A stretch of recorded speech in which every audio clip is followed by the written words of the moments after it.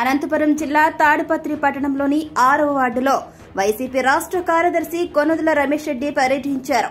ఈ సందర్భంగా ప్రజల నుంచి వారికి యోగక్షేమాలను, వారి సమస్యలను అడిగి తెలుసుకోవడంతో పాటుగా వచ్చే ఎన్నికల్లో ఫ్యాన్ గుర్తుకు ఓటు వేసి వైసీపీ ఎమ్మెల్యే అభ్యర్థి కేతిరెడ్డి పెద్దారెడ్డి, ఎంపీ అభ్యర్థి శంకర్ నారాయణను అత్యధిక ఓటు మెజార్టీతో గెలిపించాలని అభ్యర్థించారు కొనదుల రమేష్ రెడ్డి.